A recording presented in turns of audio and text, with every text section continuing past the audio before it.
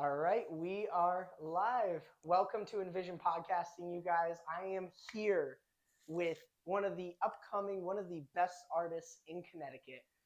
We're on episode 10, so I had to bring him out, Mr. Dizzy Taylor. How you doing, my man? I'm good. How are you, bro? Good, good. So, uh, it's funny because we were just talking about this, like bringing you onto the podcast and talking about what you do and promoting you and everything.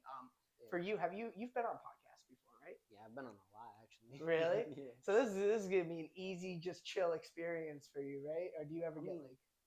I wouldn't say that because everybody's different. They ask you different questions. They got different vibes. You know what I'm saying? So Right. I hopefully it's a different experience. I like different experiences. Right. Yeah, I like that because it's like a lot of people. It was funny because the reason why I said that is when you got in here, you were just chill, like from the start. Yeah. A lot of people they'll ask questions beforehand, like, "Oh, when I get on a podcast, is there anything I can't say, anything I can't talk about, and stuff like that." And you were like, "All right, let's find a seat and let's just start spitballing." Yeah. I mean, like I kind of look at this as like a chill time. Down to earth. Like 100%. you can't like at the end of the day, it is my job, and I know it's your job too. But we also got a hobby in it too. You know what I'm saying? So. Absolutely, man. And it's funny too because like with podcasting and this, like I don't consider myself a journalist. I just like bring people on and just talking Yeah. and having fun and talking about life, but also like I said, talking about what you do. And so we'll start there.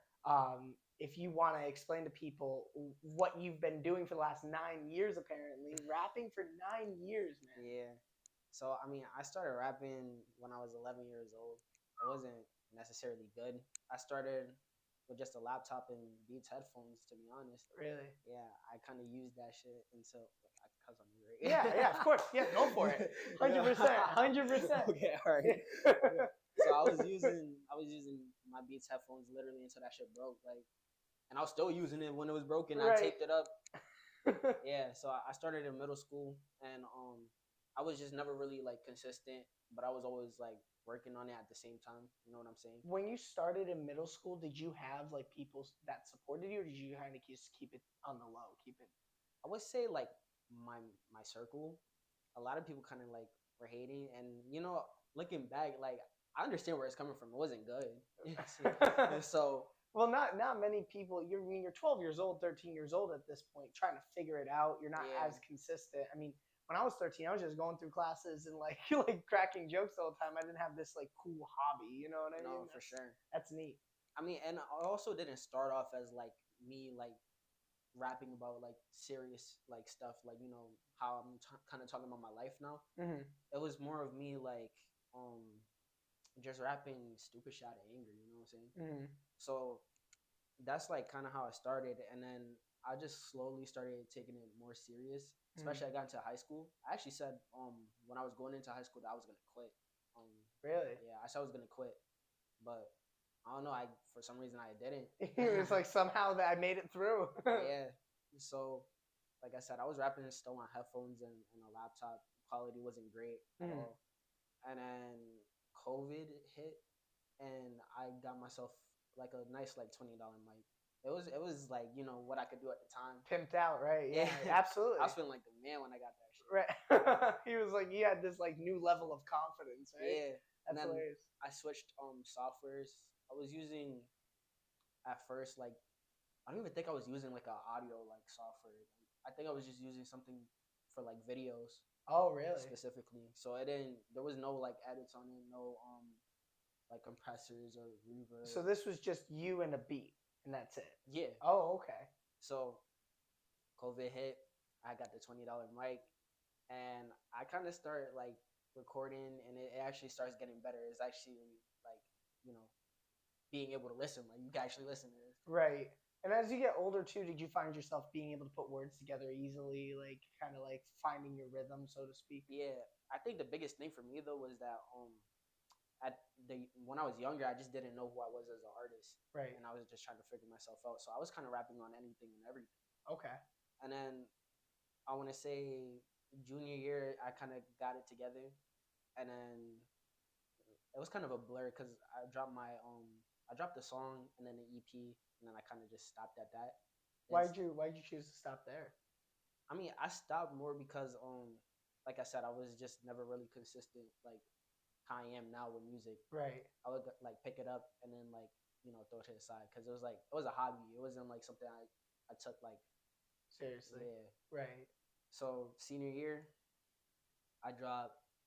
I only dropped 2 songs. I dropped "Do Not Disturb," and that one like it was like that one was like Went the crazy, one. right? Yeah, that was Yeah. the one. Your breakout. Before I even like dropped it, I showed my manager, my boy, my brother, SK2 Icy. Well, Shout out to SK2 Icy. Is that what his name is?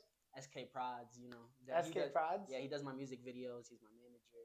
Does all that. And he was the one that talked to you about like, hey, listen, now you got to lock in because you had this big song that dropped. Yeah. The song that kind of broke you out, right? Yeah. Okay. He talked to me. He was like, you got to take this shit serious. And I was like, okay, bet. Like, I said, okay, bet. And then I kind of didn't take it serious. Right. After that, I'm not going to lie to you. He kind of just planted the idea in my head when he said that. So right. I was kind of thinking about it more and more. Right. Dropped another song. It was Jimmy and Timmy. That also went crazy a lot. What was for you? What did your first song, "Do Not Disturb"? What was that about, and what did it mean to you when you dropped it? "Do Not Disturb" was I was going through like a lot at the time, senior year. Around that time, we kind of all were like my friend group, and I was just talking about like the life that I want and how I feel like me grinding there, like I gotta kind of just like have tunnel vision and not pay attention. That's what I'm saying. Like I'm on Do Not Disturb. Right. I like that a lot because I feel like a lot of people they get tripped up paying attention to what other people are doing, and they let a lot of people occupy space up here. Exactly. And I like that about you is that you kind of found that tunnel vision early, especially with this outlet. Because when you think about it, it's like, oh, now I'm a musician. Now I got to worry even more about what other people think. I feel like a lot of people who get into that field or field of any sort kind of think that way. But you kind of locked in and you dropped a song about locking in. Like, this is what I'm doing from now on. The best thing I could say is that like I'm grateful for starting out so young because I got to make all my mistakes early. So I kind of got like a more polished version of what people are trying to do right now. Right. Well, you're ever evolving too. You know what I mean? Yeah. I'm sure there are things that you're gonna look back on like 5 years from now, and you're gonna be like, why did I do that? Why did I sample that? I'm always learning to this day. Right. Do you find yourself like very, very critical of what you do, like perfectionist or? Yeah, all the time. Even the other day when I opened up for 41, I was like looking back on my performance and I was like, this wasn't my best performance. What did you not like about it? Excuse me. I just didn't have the same energy I usually do. Okay. I guess me being in front, that was like the biggest crowd I've been in front of. So, crowd control is a little bit different. Like you actually have to like really engage more and actually like, I want to say like move around more and try and get people to be engaged. So you felt like you were just kind of staying in the same spot, rapping, like standing physically in the same spot? Nah, I honestly think I was moving around too much and I wasn't focusing on like getting everybody engaged. Okay, that's interesting. Yeah, so like I would say I was kind of just like walking back and forth. Okay. So, I mean, I learned a lot that day, if you want me to be honest. That's interesting because it's like people don't think about that when you're on stage. I don't even think about that. It's like you primarily focus on the song and like how the artist is actually doing, but you don't think about that crowd engagement. No, right? for real, bro. I'm telling you, I look at this shit like it's film, like after a game. Like I'll have somebody recording, and right after I'm done, I kind of don't want to hear anything. I'm looking at the phone, looking at myself, and I'm pointing out everything I did right, what I liked, and everything that I did wrong. Even like the outfit and how I looked in it, and like how I started it off, how I ended it, stuff like that. Right. I mean that's what's gonna launch you to do better, right? Yeah. It's like you constantly are, even if you make the same mistake a couple times, you pick up. A lot of people they're like, oh, never make the same mistake twice, but it's like sometimes you have to make it like 5 times in order to get it. But I like what you said about being on stage and that crowd work, that crowd engagement. Yeah. That's like a comedy thing in a lot of ways. Like people are like, I don't want to sit in the front because the comedian's gonna make fun of me the whole time. And in your case, it's like trying to engage the people who are in the front and get them lit so then everybody else can Yeah. get lit. Is that how you think about it, or do you like? Yeah, like if it's exactly how you say it. To be honest, if you get the front of the crowd like lit, then more than likely the entire crowd is gonna get lit. Or Right. it'll kind of just be like a ring, Right. and then the center will get lit as well. It's almost like a chain reaction, Right. and it's like I said, it's harder to do with bigger crowds, but it's possible. You just have to be more interactive with the people. And what I will say was like the another big thing with me on that performance was that just stayed on stage too much. Like I didn't go towards the people and like Oh, really? be like one of them. You know what I'm saying? Right. So you kind of felt like not like above them, but like you were like, oh, I'm the artist. There's that kind of bridge, you Yeah. know? And like I've said before, like I look at performances as like a party and not like an actual performance. And I like that's that. what made me feel like this was more like a performance than a party. Like I don't think I had fun with it. I didn't try and like have fun with it. You know weren't what I'm doing saying? any crowd surfing or anything like that? No, like I just like I didn't. I almost felt like I wasn't being myself upstage, Right. like on stage that one time. Right. So Well, what are other times in which you like have you've I'm sure you've been on stage before and you've like kind of felt yourself more in interacting with the crowd. Can you talk a oh little yeah, bit about that?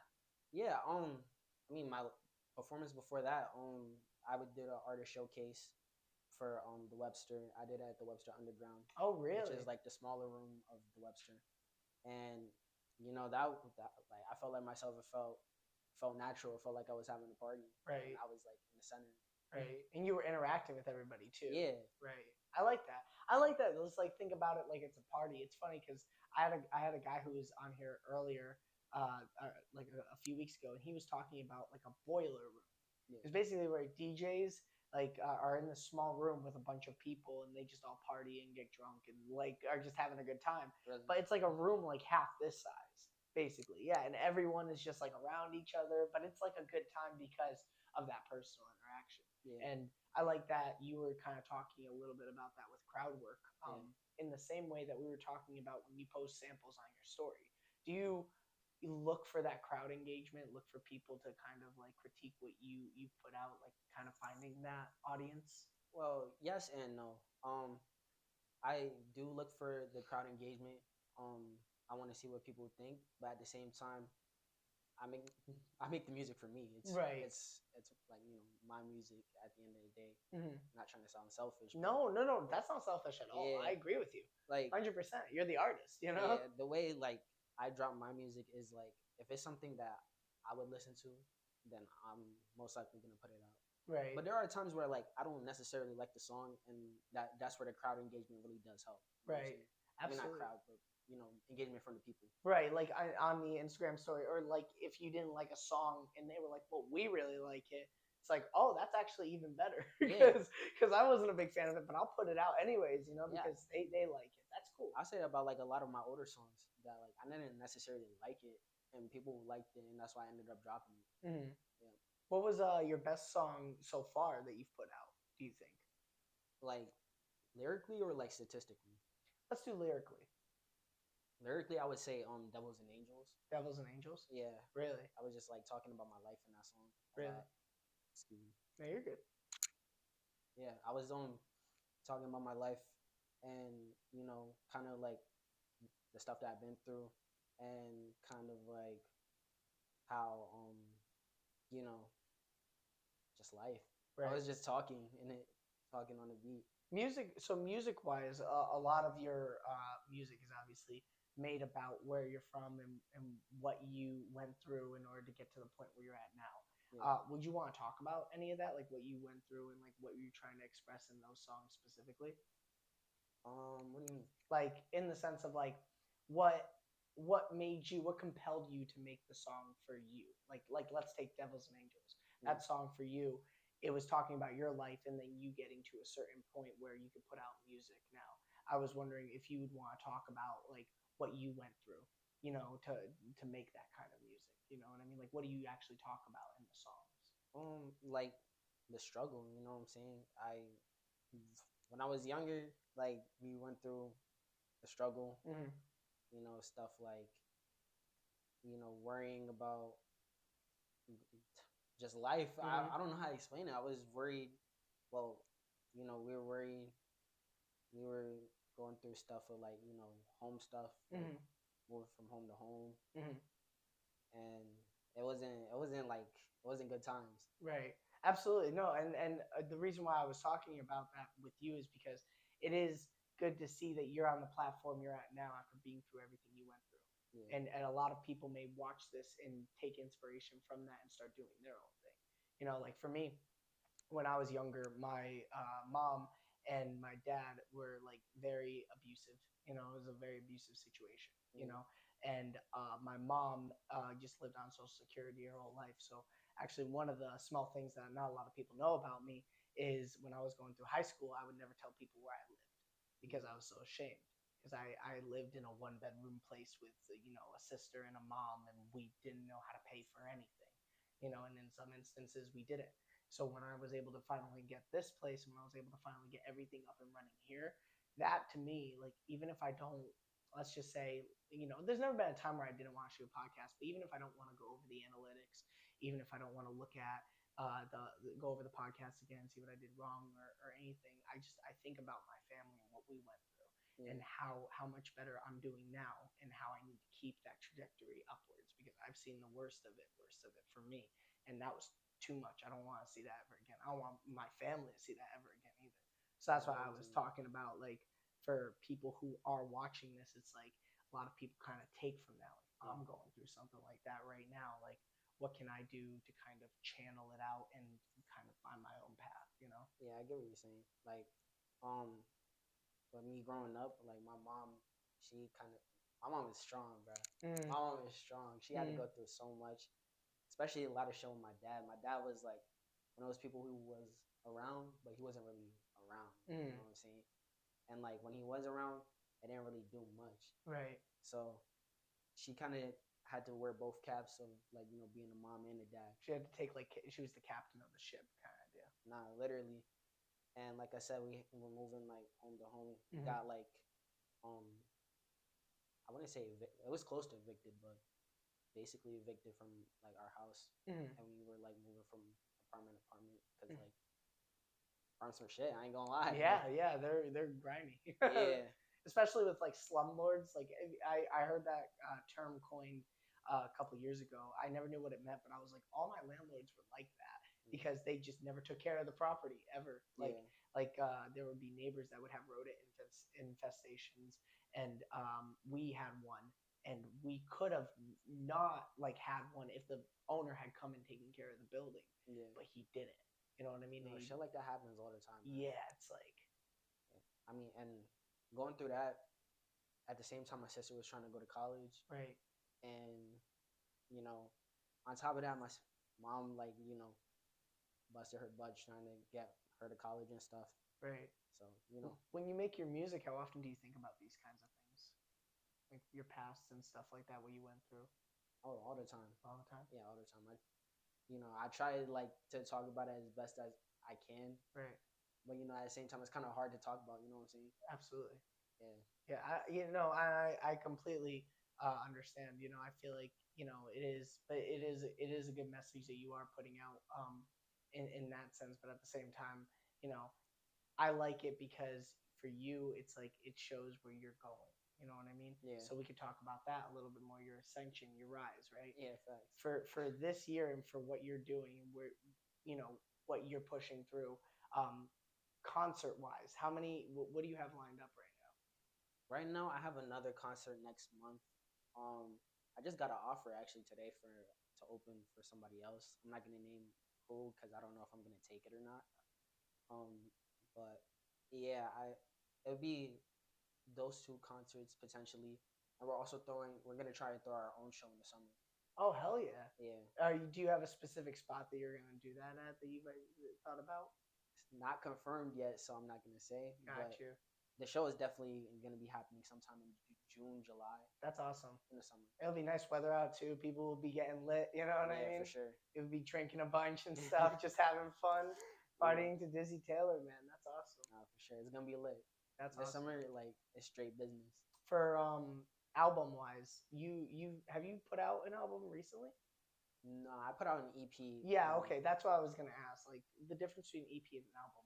Really, what is it? It sounds dumb of me to ask. No, it's fine. EP is shorter, so it's less songs. Okay. In a sense, I would say it's kind of hard to define it, but for me, it's anything past eight songs is an album. Okay. So less than 8 songs would be about an EP. How long? How many were you? How many songs were on your EP? 5. Gotcha. I had a skit in there too, so 6. Got you. I think. Wait, skit.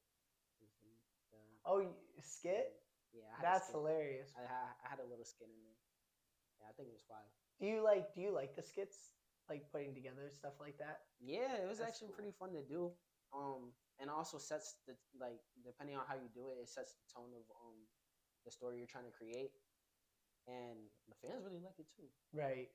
Yeah, it's engaging. It's like I remember there was a skit on an album I listened to recently. I forgot. I think it was G Herbo album, but it was basically this dude who was like in a trunk, but he was like yelling and trying to like get out of the trunk, and then it was weird. It was like he was in a trunk, and then there was a woman in the trunk with him, but he didn't notice the woman was there. So yeah, it was like it was a weird skit, but it was funny to listen to. You know what I mean? Because you let me out, and the girl was like, "I'll take care of you." Like in the trunk, he was like, "Oh hi," and and the skit just ended, and I'm like, it's funny because you're listening to like hard, like whether it's rap or whether it's R&B or anything, you're listening to that, and then that just kind of disrupts it, but it makes you laugh. Yeah. Do you like skits that like make you laugh? Like kind of like throw something funny in there? I do. At the same time, I like to use skits to convey a theme. Okay. So if I'm going like for my EP Demon Season, I was going for like a serious tone, so I used it to kind of set the tone straight. It's one of those things that you have to like listen to understand. You know, I'll have to. I want to now. Like, you kind of have me excited because I'm thinking in my head. I'm like thinking about funny skits and stuff like that. But I don't think about how skits can convey themes. You know what I mean? That's interesting to think about, though. Yeah, I'm gonna definitely add some more. The key with them though is that you can't make them too long, or else people get very disengaged fast and end up skipping it. How long was your skit that you put on? I would say probably less than a minute. Oh, really? Yeah, it wasn't anything long. It was like 45 seconds, go. Yeah. Right. Maybe a little bit more than that. All right, maybe like a minute and a half. Right. Yeah. And was it like in the middle or was it at the beginning? The beginning. Okay. Yeah, the whole EP is pretty short. It's about like a 15-minute listen. Right. So Demon Season EP, you can get it done before dinner. Like no, listen to it right now. You know. I've had people be like, "Yo, I was literally rolling up listening to this, and by the time I finished rolling up my piece, shit was done. Like shit's crazy." I'm like, yeah, and that's you're what like, I was going for. The skit got you in the beginning. Like, and it's funny too because the skit, putting it in at the beginning is kind of ballsy because it's like that's the hook, right? Have you thought about it like that, or did you just think I'm just gonna put it in at the beginning of the EP? No, I definitely did think about it like that. Like that was supposed to draw your attention, and I think I did set the bar pretty high with it. I ended up using like a Mike Tyson speech in the skit too. Oh, really? Yeah, and then like I used the beat for this next song, and then I kind of like layered it into like it almost cross-faded in. Right. So it was like a seamless transition. Right. Like I definitely did put a lot of thought into it. Right. For the Mike Tyson theme that you put in speech that you put in the skit, did you like Mike Tyson? You like Mike Tyson? You like boxing? Yeah, like I like his mindset too. Even though he's a little crazy. Dude, he's wild, but it's amazing to watch. Like I was watching a clip. I don't know if this was a part of the skit. I don't want to throw it out there, but there was a clip of him like yelling at this dude in the crowd. But he's like, yeah, I'll fuck you until you love me, faggot. And I'm like, what? Yeah. That is so, because you don't think about that as like an insult. Like our generation at least probably looks at that like, what the fuck was he talking about? But imagine being that dude in the crowd, like, okay, I'm gonna shut my mouth now. I'm not gonna. You can't say anything to him because it's Mike Tyson, dude. like, dude, that's hilarious. If I was there and he said something like that, and dude was next to me, I'd turn around. It's Mike Tyson. I want to hear that. You see security even kind of disengaging. Like, I don't know about this guy. Like, some people like you kind of see in their face. They're like, what the. Right. Did he really just say that? Like, And it's funny because when he said that, like he literally told a guy, "I will fuck you until you love me." That is wild, dude. That's an insane thing to say. That's like, it's like if you heard that in like a coffee shop, you'd be like, "Okay, I will never come back here." Yeah, that's my cue to leave. But yeah, no. But Mike Tyson, like you said, the mindset. Yeah, You know what I mean? Aside from all the hilarious like debacles and like confrontations he had, he was a very serious guy. yeah. You know what I mean? He was very, very in tune. Like, did you ever see him hit in the heavy bag at like 19? Yeah, I was watching a lot of stuff on him and like his rise and his fall. I want to say, like, I support Mike Tyson literally until he becomes champion, because once he becomes champion, it's kind of like he becomes complacent. Yeah, I can kind of see what you're saying. You mean like in the boxing matches or like in the way that he speaks? Yeah, in boxing, like in his performance, Yeah. after he becomes champion, he starts partying, starts drugging out, starts fucking mad bitches. You Right. know what I'm saying? Like, he had that focus, and then when he got to the mountain, he just like settled a little bit. So I take like I take his story with a grain of salt. You know what I'm saying? Like, Right. getting to the top, I take notes from that, and then staying at the top, I kind of look at that as what not to do. Right. One of my buddies was telling me, he was like, the best thing that Mike Tyson ever did was started smoking weed. That was the best thing. Well, because he's more chill now. Oh yeah. Than anything else. Like he was much more of an intense guy, obviously, when he was younger. With the Evander Holyfield situation where he bit off the dude's ear and stuff like that, is like that's wild too. It's like that, it's insane, like the levels at which he that's how he took the sport. You know what I mean? He saw that as like that was his competitive like edge. War, exactly. Conor McGregor's a lot like that too. Yeah, to be honest, a lot of the guys who do like MMA or like that, or like the art of fighting in general. Because I don't really talk about it, but I was before I decided to take music seriously, I was like doing MMA. Oh, that's cool. Yeah. What were you training in a specific discipline, or were you just like doing like across the board? I started with wrestling. Oh, really? Okay. Yeah. And then I just started learning everything more at once. Well, I knew karate before that, but then I really took off with wrestling. Really? Yeah. What did you like about training MMA? And self-defense and stuff like that. Keeps you in good shape, really good shape. Yeah. Yeah, like I would be able to just like run and not get tired. Really? Yeah, that cardio machine. Yeah, that crazy. Hella cardio. Dude, we'd be seeing you as the flyweight champion right now. Like, that's hilarious. That's the best, dude. That's cool that that you do. You still train it? No, not anymore. Don't really have the time to, now that I'm like all in on music. I'm literally doing something music related. Like, I won't say 24/7, but it's almost like 22/6. Right. I like that. I think that, and for you, you kind of have to be like, we have to kind of give a balance, right? Like, if you're going all in on this music, then you have to be all in. And I love that about you, because it's like the work ethic is there. Yeah. You know what I mean? And at such a young age, you could still be complacent now and then not lock in and wait until you're 26, 27, but you figure why.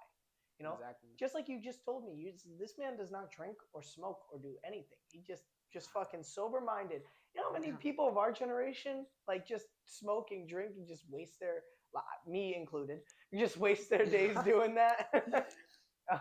It's just not for me. You know, like I don't have anything against it. Like I got people that drink, I got people that smoke, I got people that do both. Right. Even some extra stuff.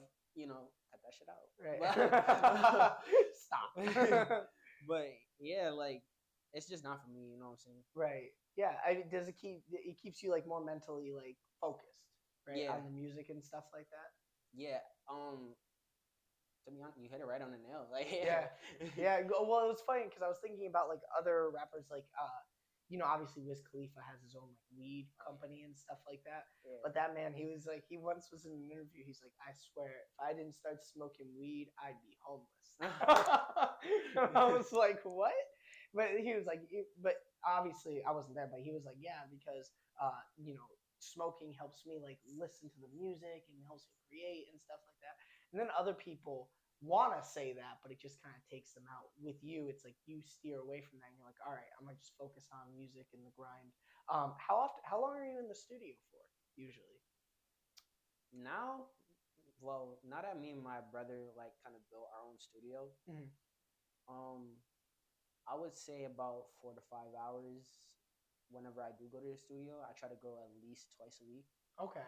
Yeah. Hell yeah. That's 10 hours in a room just rapping though. That's Yeah, well, it's not only rapping because, like I said, we do it all ourselves now. So it's rapping. production too. No, not production. We have producers, Okay, so that's they send awesome. us stuff. Yeah, so we kind of just like um tweak a bunch of little stuff. We're engineering our stuff, cleaning it up, Right. taking out all the little noises in the background, Right. and yeah, just rapping. Right. With you and your brother building this like studio, was that something that you guys had planned for a while and finally did, or did you guys just decide? To be honest, no, it was I planned on building a studio. My brother was still kind of like on the fence because he kind of didn't know if he wanted to rap or do like anything music wise, and everybody was kind of persuading him. Shout out Easy Got Bands. And Izzy got bands. That's yeah, his name. Shout out Izzy got bands. yeah. That's awesome. So he like we were kind of just persuading him, and he wanted to at first take in production. He wanted to do producing, Okay. and then I showed him my song How to Slide, and I was rapping it, and like I literally I rapped half the song and I messed up while I was showing it to him, Mm-hmm. and he like whipped out his phone, pulled up like notes he had written, and he just started like rapping from there, and I was like, whoa, Wait. what the fuck? So he did that, and then I I was like, yo, we gotta record this. So Right. I had a setup at my house. It wasn't as nice as like what we have right now, Mm-hmm. and we recorded that. And then he was like, yo, like I'm kind of like all in on this shit, and I was like, bet. So then randomly out of nowhere, he called me. He's like, yo, like I just bought equipment. Let's do this. So he bought the equipment. I know how to engineer, and we kind of just put our shit together.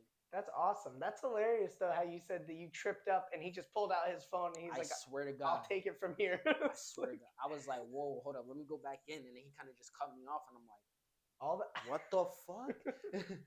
All that persuasion finally got to him. He was like, I got this. Yeah. That's awesome, man. Well, and especially seeing his now, is this your younger brother or older brother? Younger brother. Oh, okay. So that's especially inspiring for him then Yeah. to see you, going to venues and going to places and like, actually performing your music and dropping EPs and stuff like that. That's really cool. Yeah. How is there like a major gap in like age? My dad get around, bro. Yeah. You already know. But I was gonna say for you, when it comes to like inspiration, the same way that he probably does take a lot of inspiration from you in the music that you put out. Rappers in general for you, like, do you take inspiration from them or do you just kind of settle on what you do? I mean, not even just rappers, just like artists in general. I listen to just about everything. Mm-hmm. I mean, except for country. I'm still on the fence on it. Like I try. Nah. So I'll do my best. Yeah, like it's not really my thing. But rap is my main thing. But I do listen to rock. I listen to pop. R&B. Yeah, of course. I listen to R&B a lot. Heavy metal. Nah, not necessarily. I'm not big on heavy metal myself, but I know I have a lot of friends who are like they'll go to once went to this concert with this guy and we were listening to heavy metal and like they were screaming into the microphone and like you heard the like choir in the back, like all the fucking guitars and stuff like that. But I promise you, it was a 3-hour concert. I didn't pick up a word. See, that's my problem with metal. It's just like they're screaming the whole time. Right. I've heard rock songs where they like scream a little bit and like that's fine because I understand it and they do it for certain points of the song where it needs to be done. Right. But I don't get that. But it's the whole time. Like right. I can't get into that. Come on, 3 hours. What's left? You know what I mean? That's what I'm saying. That's interesting though that you do listen to because everybody listens to other music, right? Like outside of what they do. Do you think about like possibly getting into like R&B or like other like melodic tunes, stuff like that? Nah, not really. For now, I kind of am just gonna stay in. Well, this is just for now. I'm in, like, just stay in my lane, Mm. and I kind of take their inspiration and see how can I turn it into Disney. I like that. That's cool. Yeah. Because it's like you're not thinking about like, oh, I want to be like. We were just talking about Wiz Khalifa. I want to be like Wiz Khalifa. Or I want to be like so and so artist. I want to be like The Weeknd. No, you're like I'm gonna take what they have and I'm gonna apply it to my music. You know Yeah. what I mean? Because it's like my like style. And on top of that too, it's like you've done so well at perfecting the craft. I feel like a lot of it is just putting it out. You Yeah. know what I mean? Learning. Have you like throughout the last few years especially learned about promotion and stuff like that for yourself? Like have you developed yourself more into that? Yeah. Recently I kind of have like my own like promotion team, Mm. and they kind of taught me a bunch of like tips and tricks. Mm. And the biggest thing was they taught me um a lot about the analytics on Instagram and how Instagram plays a big role in your views and on your music in general. Mm. So I was able to like depict the best times for me to actually post my music, Mm. or like post on Instagram in general to get the greatest interaction. Okay, like what time of the day? Yeah, what time of Okay. the day, what day of the week. Okay. Yeah, so time stuff like that, and that's like how I've been able to like calculate everything, and that's why my views and my numbers are like going up and they're also staying consistent. Right.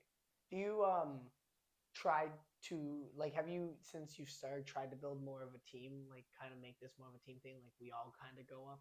Yeah, it's kind of always been, I've always been striving for that, Good. and it's now coming into fruition. I love that because I think me and you are exactly like in that sense, to be honest with you. I think that you can do only so much alone. Yeah. But if you have a team around you, dude, Yeah. you're unstoppable. You know what I mean? It's like you have, and it's good to have people to listen to music specifically and be like, oh, well, maybe you can try this and stuff like that. But also having a promotion team, having producers, having people lined up like that, Yeah. especially at such a young age, is really gonna pay dividends. No, for sure. And then I also got people in my circle too that like they don't necessarily make music or they don't necessarily do anything of that sort, but their support is like what helps. On top of that, like they're always by my side. They're at every concert. They pay for their ticket too, even like I don't ask them to. It's not like they know like I got them no matter what, and they still do. I love that. Do. So yeah, and they're always like 10 toes down. Like if somebody's messing with me, they know that as an artist that I can't really do as much as I do before. So like they handle my stuff. Right. So yeah. Right. No, it's a good thing to have people, like I said, put in place to help you. You know what I mean? Elevate. Yeah. I think, and it's especially important for you to be like in a position where you're only going up. You know what I mean? It's like, why would you take a step back and like kind of try to fly solo?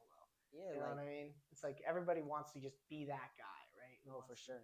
Like no cocky shit. Like you could say I'm the face, but like it's definitely like a well-oiled machine right now. So like everybody plays their part to make sure that like I'm doing like I'm successful. I like that. And the same way like I'm successful, the team's successful, and we're bringing everybody up at the same time. Do you think about like have you thought about like expanding the team at all, or do you like what you have right now and you're just gonna stick with that? Listen, I like to keep my circle small. Yeah. Because it's hard to trust people nowadays. Yeah. Because people be weird. Yeah. 100%. And you don't know who's trying to like ascend with you or take your clout.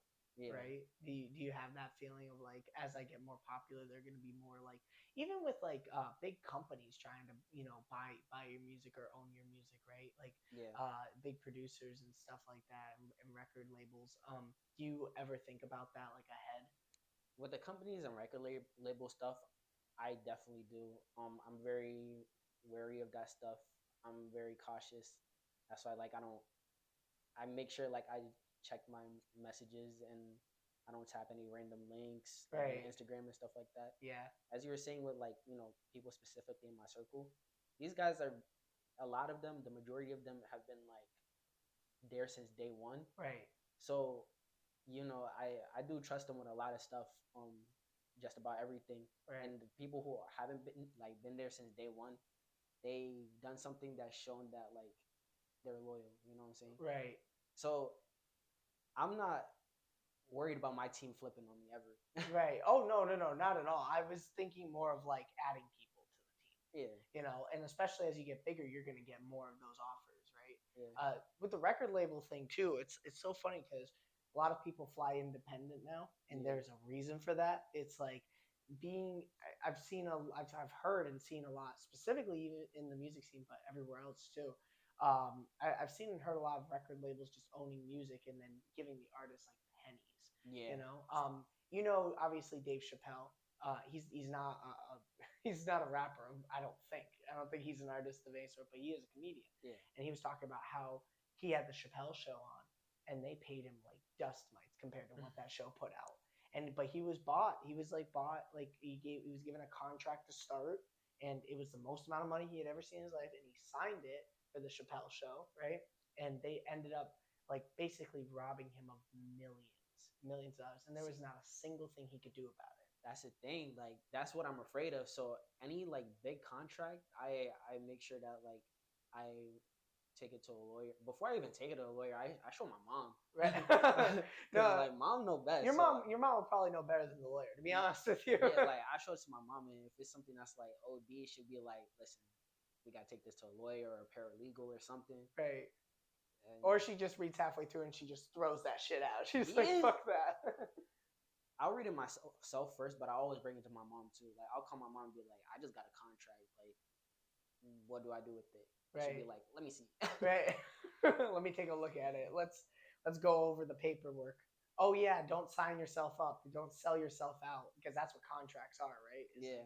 That's all they do is like try to sell you up. But I think that you're more independent minded as well. Yeah. You know what I mean? That's the feeling I get from even just talking to you and being in this room with you. I can sense that you are that like leader, like you want to kind of steer your own ship and have your own, crew. I want to be independent for sure. But I also, what I realize now, which I kind of didn't know, and I'm actually starting to learn, is that you sign a contract for a lot of things. Mm-hmm. Like even when I opened up for 41, I had to sign a contract to do that. So, really? Yeah. And I read the terms and conditions, and then I was like, whoa, what the fuck? And then I showed it to my mom. But when we got down to it, I didn't have to bring it to the paralegal because she kind of understood what it was saying. Right. And I kind of did too, but I just wanted to double check. Right. It was just saying that like I hold my end of the bargain. I sell the amount of tickets I'm supposed to sell, and they let me up. If I don't sell the amount of tickets, then I owe either the tickets back or the money for the tickets. Really? Yeah. So they even tie you up even in like one night shows, contract wise? Yeah. Okay. That's interesting. Like, and even for the show that we're about to throw in the summer, I got to sign a contract for that too. Well, me and my team got to sign a contract for that. Really? So now you have more people that have to sign contracts too for this? Yeah, anybody who's tied up in it financially. Really? Yeah. That's interesting. I never thought. I'm thinking contract like, 12 months you're under us kind of deal, or 24 months you're under us. But I didn't think about the one night deals. I thought you just show up at the venue. Like people think that like contracts are just like something you do for like long-term stuff. Nah, when you do stuff and there's money involved and a good amount of money too, there's usually a contract around. Just a contract just is an agreement of terms. Mm-hmm. So you read it. If you don't fuck with the terms, you don't sign it. Right. Fuck with the terms, you sign it. Right. And it's a lot of younger artists who do get those kinds of contracts. I feel like I'm glad that you read it. I'm glad that you like you just said, you take it to your mom. If you need to take it to a lawyer, you take it to a lawyer. But I'm glad that you go over it, because I feel like a lot of people would sign that paper just because of the money involved, right? Yeah. They put up the money as a front, and they're like, "Hey, you're getting paid this much," and they don't want you to read really any of the terms and conditions. Everything in detail. Like I'll even use the example of the 41 concert again. Like it tells you how many people you can have on stage. It tells you if you can have cameras on stage or not. It tells you how many tickets you're supposed to sell, right? How much you're supposed to sell. Dizzy's looking at the contract like, shit, am I setting this shit up? Like, yeah, like I'm reading this like, I didn't know like I was even supposed to get a contract. What the fuck? Right. I was like, wow, okay, that's crazy. Yeah, no, and I think for you, especially like I said, as you continue to grow, your audience especially, you're gonna get deals from sponsorships too. Yeah, that's something that's pretty cool. You know what I mean? Sponsorship contracts I don't think are terrible, because they don't actually own what you have. They just kind of use what you have as an audience as a platform to promote their stuff, you know? At the end of the day, it's an agreement, like I said with everything else, like with all the other contracts. But I don't know because I've never seen it yet. So that's just something. Well, you'll start seeing. I gotta learn. Trust me, I've seen you. I've been seeing you blow up. You'll start seeing it soon. Yeah. You got that. But it's cool because it's kind of like what me and you were just talking about even before the podcast. It's all about building. Yeah. It's all about building a community. That's what we're here to do. We want everybody to work together because we all go up when we do that. Yeah. You try to do everything alone. I mean, good luck. You know what I mean? Have time of your life, but you can't. You know. I learned a lot about networking. Especially when I opened up for Jay Critch. I learned that networking is definitely like that was something that I was lacking in a long time. Okay. Like I had my manager SK. He would kind of like network for me. Right. And I learned that me doing it by myself and making those connections, like it definitely helps. It makes everything go so smooth. Right. And you're a cool, approachable guy too. You know what I mean? Like you're a person that seemingly like you can just go up to and have a conversation with. You know what I mean? A lot of people, especially artists, are just kind of like they don't like people for whatever reason. They don't like to talk to people unless they're on stage or something like that. It's like acting Hollywood, and it's right. I don't know. I try and act the same way that like I'm not gonna change just because there's a camera in front of me, right? There's a crowd in front of me. You know what I'm saying? 100%, bro. 100%. I like that about you. It's like authentic to the core, kind of deal. And it's like you said it perfectly. You know, we go up. We all go up together. And people who didn't go up, well, sorry. You know what I mean? Start your own thing. You know? Fact. But I was gonna say for you, for 2024, as we're heading towards the end of the year. I can't believe we're almost already in the middle of the year. That's insane. It's moving by fast, low key. I know. I mean, but you got a lot of exciting stuff. Do you plan on releasing an album this year? I do. Okay. Actually, I plan on dropping 2 projects. I'm gonna drop. Really? Me and my brother are dropping a joint EP. It's actually coming pretty soon. So that's awesome. But like, I don't want to let you spoil it, but like within the next month or 2. Yeah. Oh shit! That's what I love to hear. That's awesome. We're actually gonna get into the final stages of making it this week. How long have you been working on this EP? 6 months. Wow. Let me do math real quick. So December, January, February, March, and then by the time it come out, it'll be around 5-6 months. Really? Yeah. And how many songs does the EP have on it? About 8. Got you. There's still some that are like on the fence if we're gonna add or if we're gonna drop. So it's right now it's looking around 8. It could change though. That's awesome. It's gonna be around that ballpark. What made you decide to like do an EP with your brother? Was it kind of like we have to do this together, or like we're too good not to? You know what I mean? It's kind of like we're too good not to. Right. Like, the chemistry we had on the song that we did together, and people were just like yo, like this is fire. You guys gotta come out with like more stuff together. Right. So, I like that. No, it's one of those things where I'm sure he's gonna be looking for a ton of feedback as well. Because that's gonna be his first EP, right? Yeah. Yeah. So he's probably gonna be looking for feedback as well. Not facts, and I feel like that, like with the route that I took with like music, it was kind of like slow pace. But now that I know what to do, it's kind of like in a way me and SK are like managing his stuff, and like we're kind of like putting them on that fast track, right? Because like we kind of know what it takes to get to where I'm at right now, right? And is that the goal by like, let's just say the end of the year, just to kind of get him and you in the same area, so that way you guys can drop more music together and create more of an audience? Yeah, we're trying to get him definitely dropping consistently, and we're gonna try and get him to like perform and stuff. Hell yeah! By the end of the year. Awesome. Which I wasn't even thinking about performing when I just started like rapping, like a year in. I don't even think he's a year in yet. Really? Yeah. And he's already thinking about the. It's funny too because you can actually take the crowd work that you were talking about earlier, like what you learned from that and the best days that you had or the best concerts that you had, and you can kind of help him and like teach him the ropes of that. Be like, hey, listen, it's crowd engagement, man. Trust me, he's there soaking everything in like a sponge. Like that's good. Whatever he's doing the same thing I'm kind of doing, but it's more like he's just like watching from a distance. So like he has that chance to see my mistakes and see what not to do. Hell yeah. And I also explain my mistakes to him too. You know what I'm saying? Right. So he kind of has the best foot forward right now.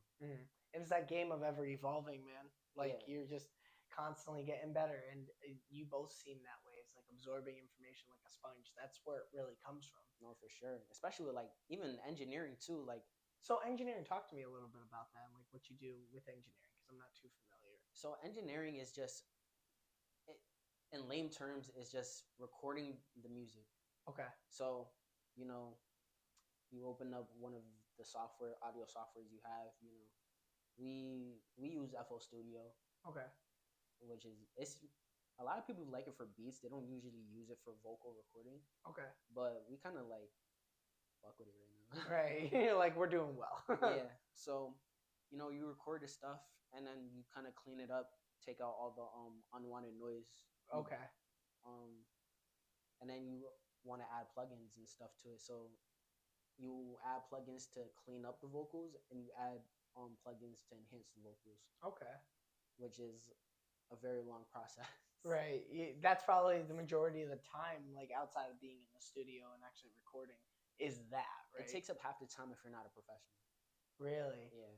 Wow. And this is my first time like really getting to, well, I'm just starting getting used to FL Studio. Okay. So it was taking me longer at first, but I'm starting to get a grasp on it. When did you start fucking with FL Studio? A couple weeks ago. Oh, really? I just started recording my first few songs. I haven't dropped anything yet, but everything that's like I've shown, like all the snippets I've been showing. Oh, samples you've been putting out? Yeah, and then my brother's first song was on FL Studio. Oh, really? Yeah, I did he cleaned it up and I enhanced and cleaned up the vocals. Right. That's awesome. That's good.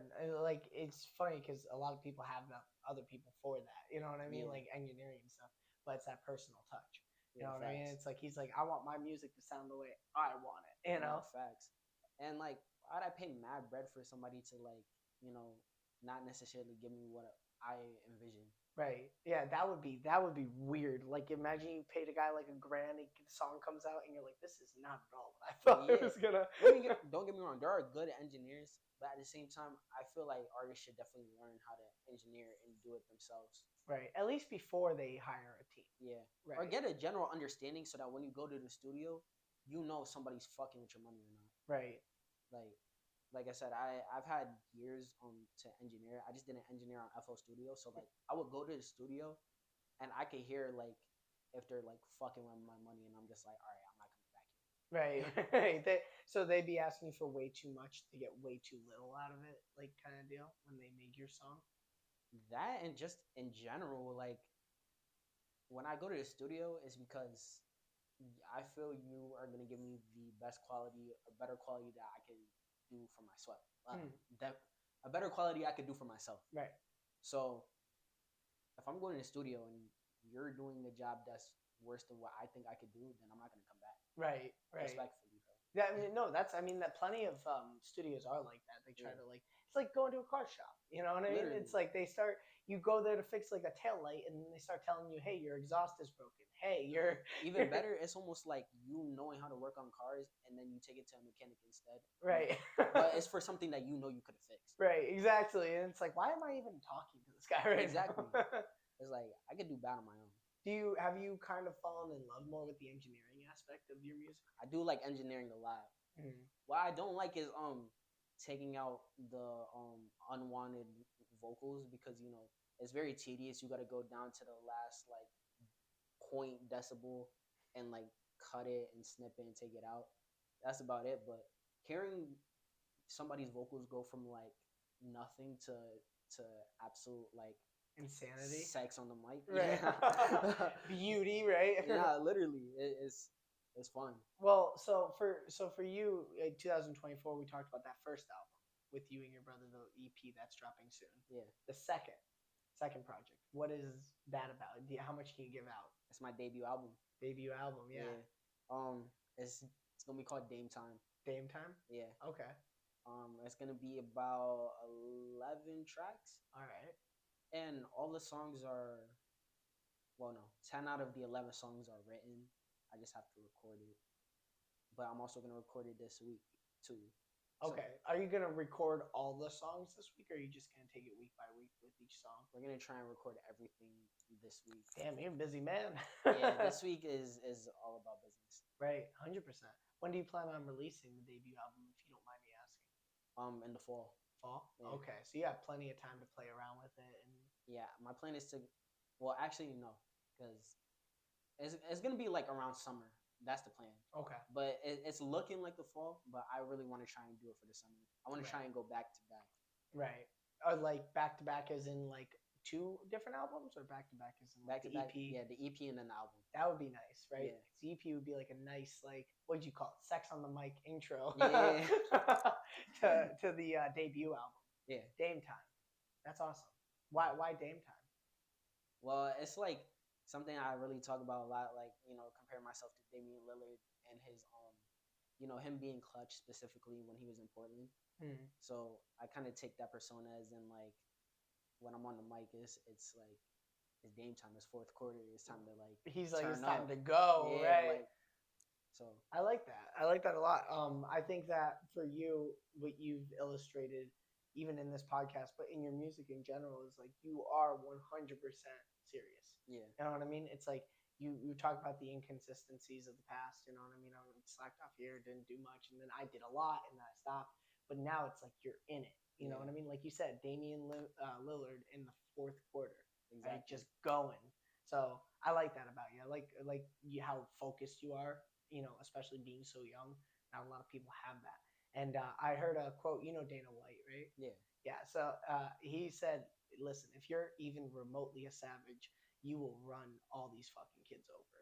He's like, our generation now, they just scroll through their phones and they don't do much, and then they wonder why their life is miserable. Yeah. And it's like, if you're even remotely a savage, and that's to you guys want something in life. If you're even fucking remotely a savage, or you're even the slightest bit focused, you will run everybody over.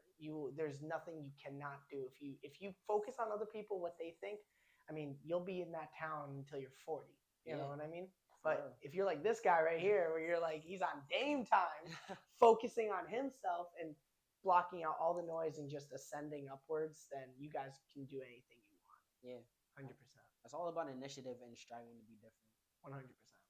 I strive to be myself. I want to be the best version of myself I could possibly be. Mm-hmm. So I like that. And it's like for the people that rely on us too, for ourselves, and for our future selves, because you want to be, the 30-year-old Dizzy's going to look back on this interview, or look back on the music that you're putting out now and be like, oh shit, like I put in the fucking work to get to where I am now. yeah. One thing I was going to do with him real quick, we're actually introducing this new segment, and you were awesome enough to be a part of it. So basically, the segment goes, I have this handy notebook from Walmart, and I also have this handy little jar also from Walmart. Thank you, Walmart, sponsor me. That'll never happen. But hey, never say never. Yeah, never say never, right? If I'm even remotely a savage, I'll get that Walmart sponsorship. But no, on a serious note, so basically, off this notebook, I'm going to read 10 different philosophies, 10 different quotes, okay? There are 10 of them here. And what you're going to do is you're just going to pick one of these, like, pieces of paper. It's going to have a number on it. And the number you pick, we'll go through like 3 or 4. The number you pick, I'm going to read that one, and we'll just spitball about it. How's that sound? Okay. Awesome. All right, so if you want to pick a number. Try not to look. Oh, he said, hide your eyes. I got 4. 4? Yeah. All right. So this is life lesson 4. Most people do not listen with the intent to understand. Most people listen with the intent to reply. Yeah. What do you think about that? I understand it a lot. It's almost like you have 2 ears and then a mouth.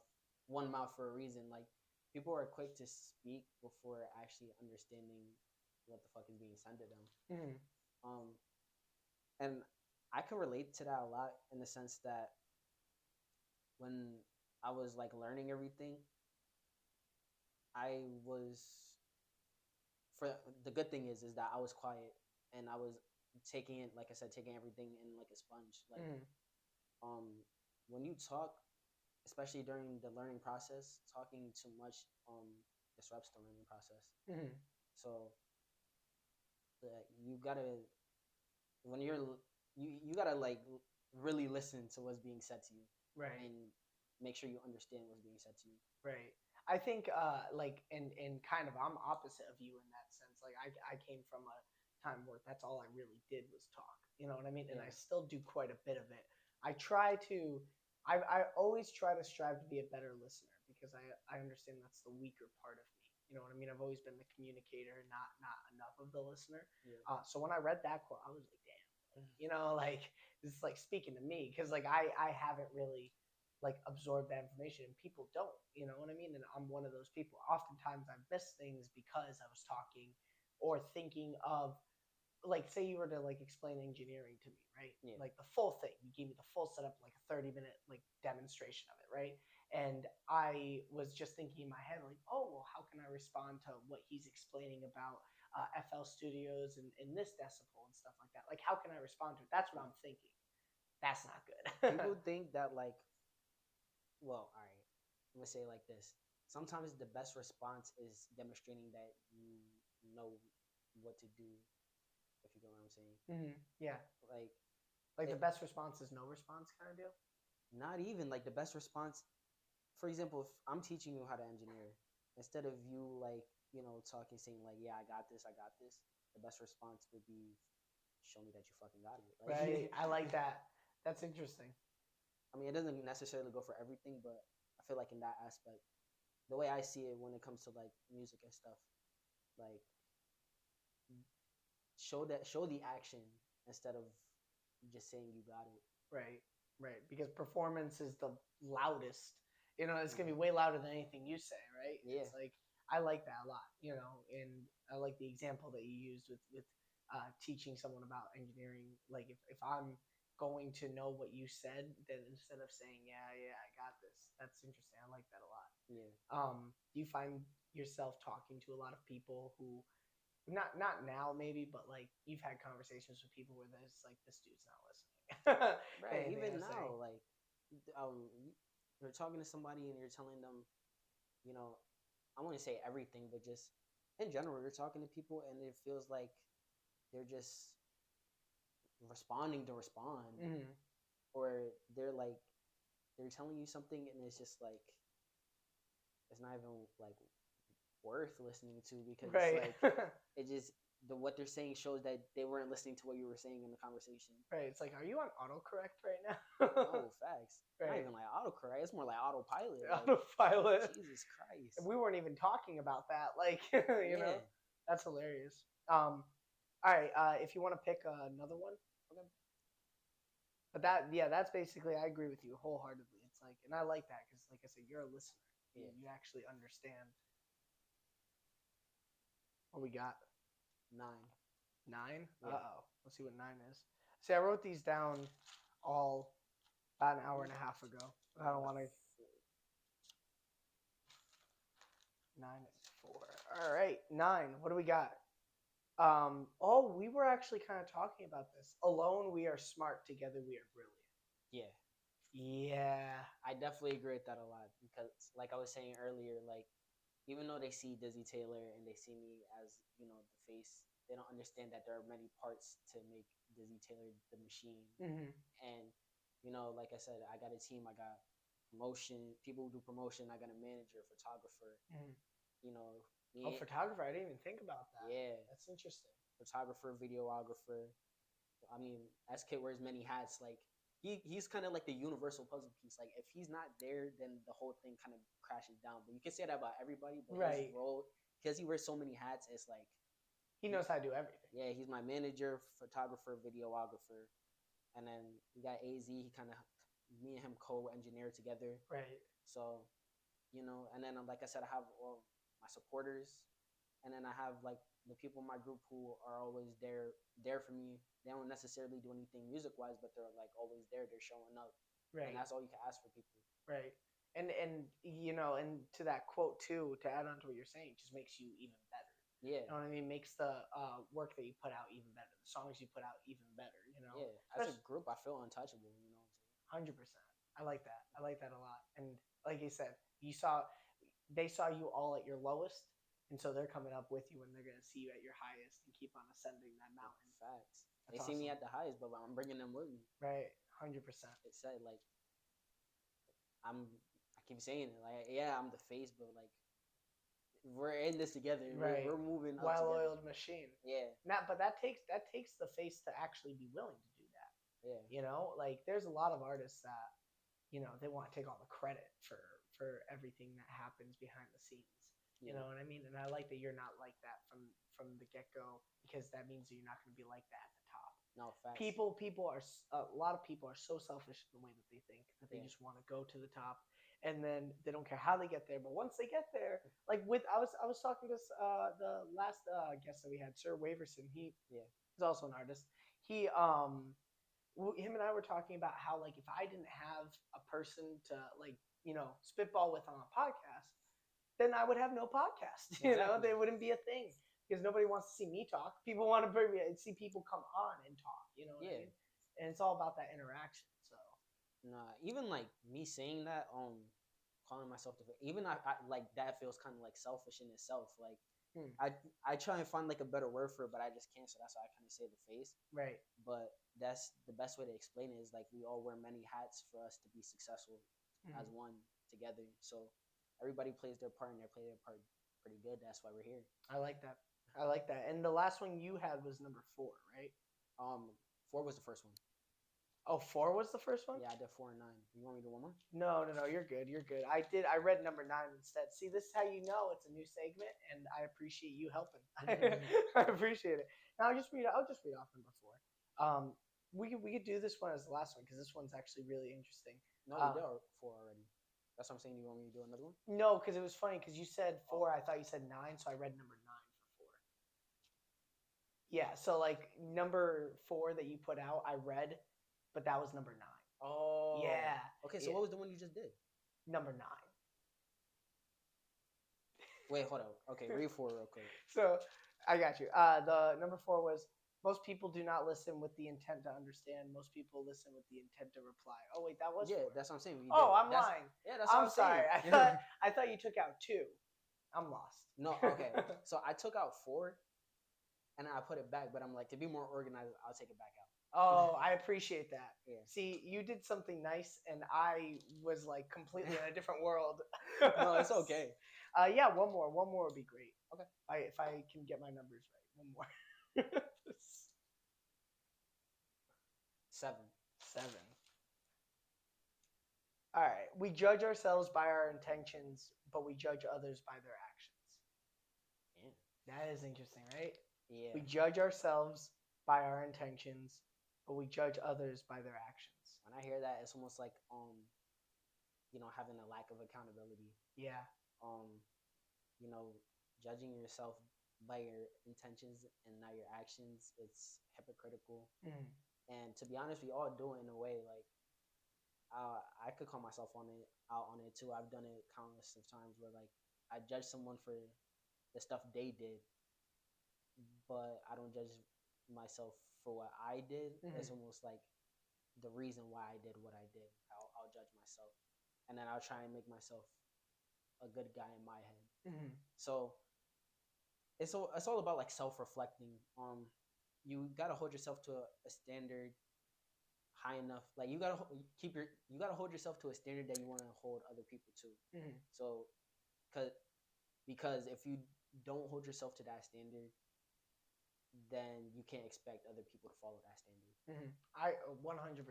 I like that. It's like that standard that you said. You know what I mean? If you set a standard for yourself, then everybody else has to, like, for you, has to kind of be judged by that. You know what I mean? Because a lot of times people have intentions, but they have actions that don't reflect their intentions, or happened accidentally, because that happens too. If you have like someone has good intentions, but something bad happened because of it, that's happened in countless situations. Can I think of one now? No, but I know that I've judged people wrongly in that way. No, for real. Like, even like, for example, like, say there's a woman, right? And she says she wants a husband that's rich, very smart, like he's in school. and he works, right? Right. But then the man's who meets all those qualifications is like, okay, so what do you have? And it's like she says she's not in school, she don't have the money, Right. and it's basically the opposite of that. Like you can't hold somebody to the same standards you can't hold yourself. Right. 100%. Especially in having expectations of them to kind of save you. Yeah. Right. Like that's what it kind of sounded like what you were just saying. It's like, oh well, I don't have any of that, but you do, so we have it. Exactly. It's like, you know what I'm saying? Like, and we were talking about that with contracts too. yeah. You know what I mean? As you move on up, you will start to probably get bigger contracts from other companies that want to, buy your music and own your music and then say, we have this music. It's like, no, we don't. Yeah, No, we don't. Dizzy has this music. All my masters. Thank you. Right, exactly. It's like I engineered all my work for like 12 years. Stop. Exactly. But yeah, so that was just a couple quotes. We wanted to try that segment. I think it went well, except for I can't count. But other than that, it was great. I mean, I fucked with it. But I appreciate you for being there for that. I think that like reading stuff like that and kind of reflecting about life, that is stuff that I do a lot, but in a good way. Yeah. It's like I think about, what can I presently be doing that's going to help me advance in the future. My past, mostly for me, and I'm very grateful to be in this place. I haven't forgotten about a lot of it. I'm still angry about a lot of it, but I'm able to tune that anger into productive action. You know what I mean? Instead of just harping. I can relate. I can definitely relate. The big thing for me is like that's why I kind of try to write about what I've been through is to never forget where you came from. And at the same time, I do understand where you're coming from with the anger. Like I said, I started writing out of anger and I tried to put it into something more positive because I was kind of like heading in the wrong direction, low key. It wasn't like as bad as like other people have like gone in the wrong direction, but I was definitely heading there. Right. So this was kind of like my positive route. Right. I like that, and it's like you're using it for your ascension. And although you didn't forget about the past, you don't harp on it. Yeah. You use that as motivation to kind of push you forward. You're like, I don't want to ever do that again. I don't want to ever be in that situation again. I don't want my mom to ever be in that situation again. Yeah. I want to build my way up, and I like I said, a lot of people that I talk to now, a lot of them are my friends and stuff like that, but they'll talk about what happened in high school, they'll talk about this and that, and I'll remember some of it, but oftentimes I'm thinking about like, okay, that's great, but what are we going to do tonight? You know what I mean? Or like, what are we doing tomorrow? Like, how are we going to get further this week, Yeah. Sorry, continue. What were you saying? It's another reason why I keep my circle small is because like only they really understand what I've been through. Right. And they also went through stuff that I understand too. So it's kind of like we get each other.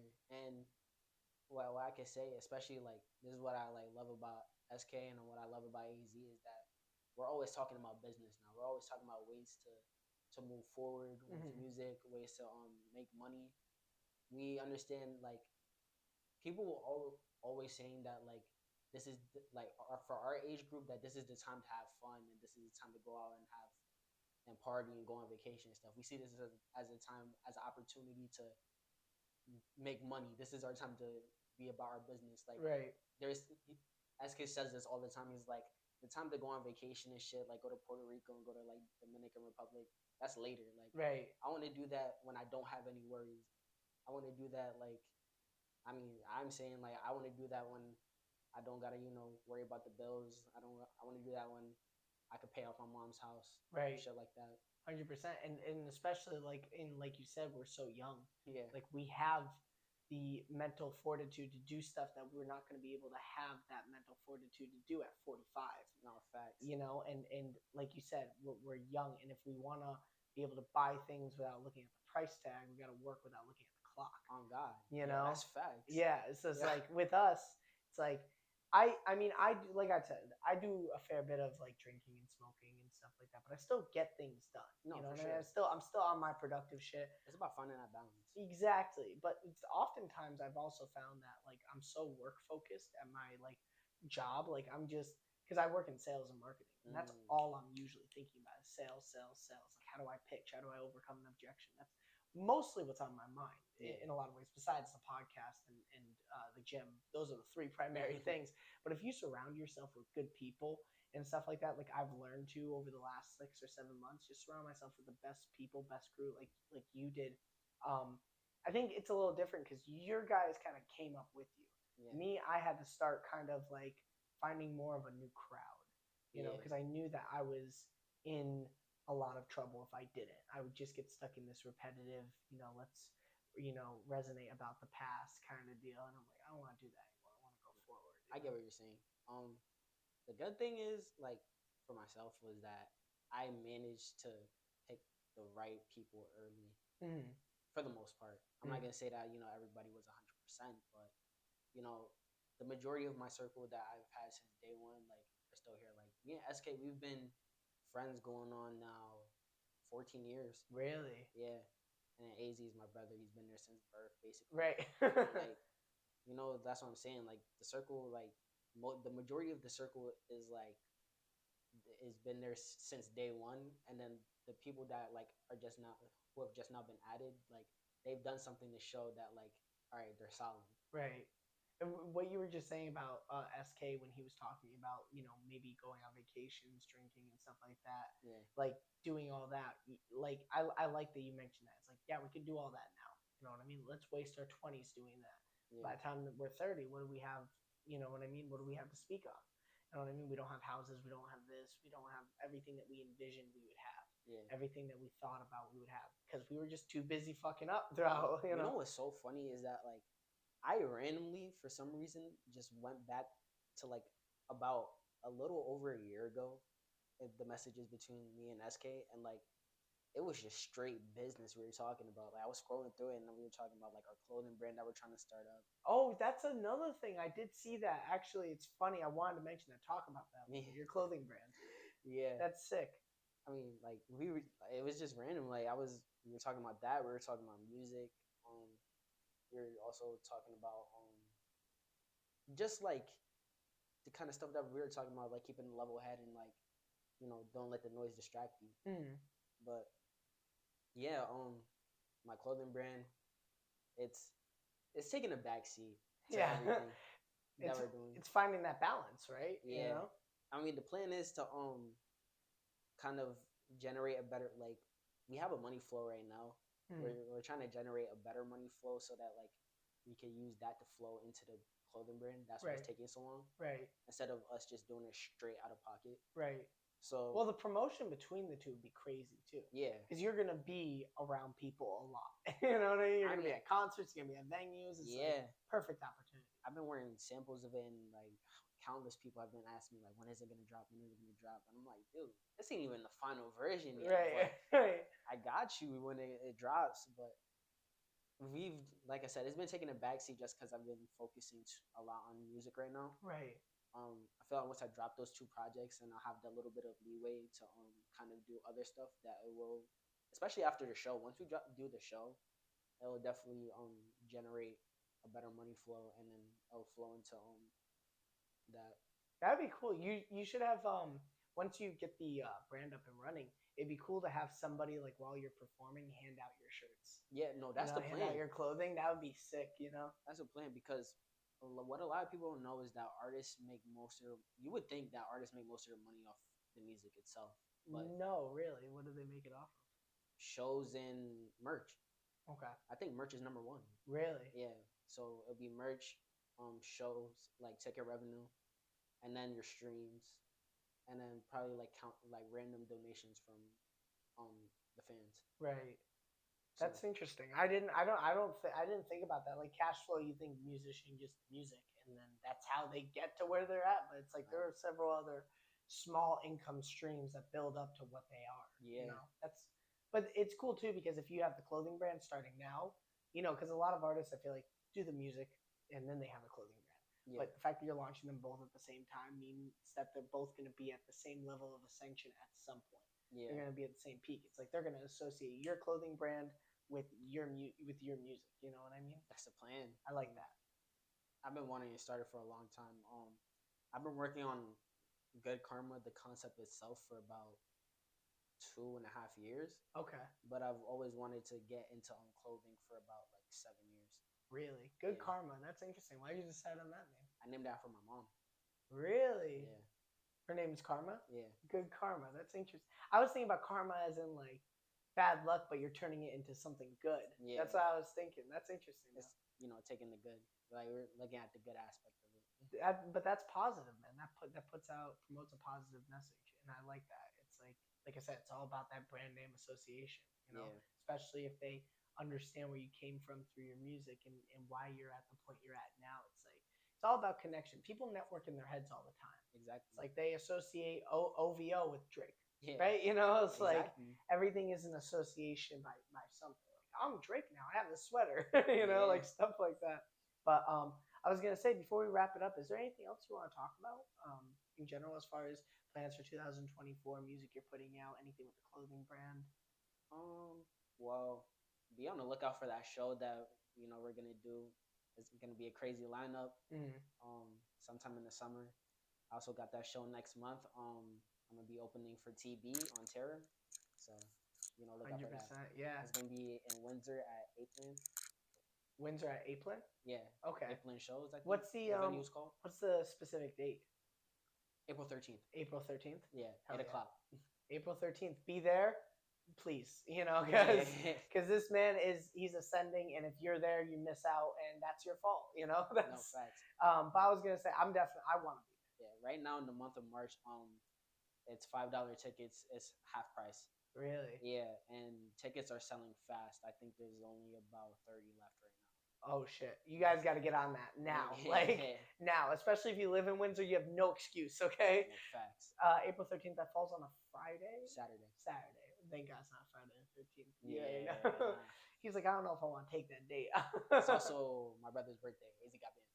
Oh really? So is he gonna be performing too, or is it just gonna be you? We'll see. He might sneak up on stage, Yeah. That'd be hilarious. Dude, it was awesome talking with you.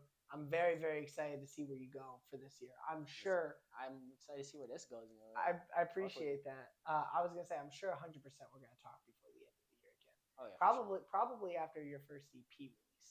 So, like I said, I like the fact that you're focused and you're taking your young mind and you're not trashing it. You know what I mean? Yeah. You're kind of on your own path and you're fucking moving forward. That I respect the hell out of you for. April 13th, Windsor show.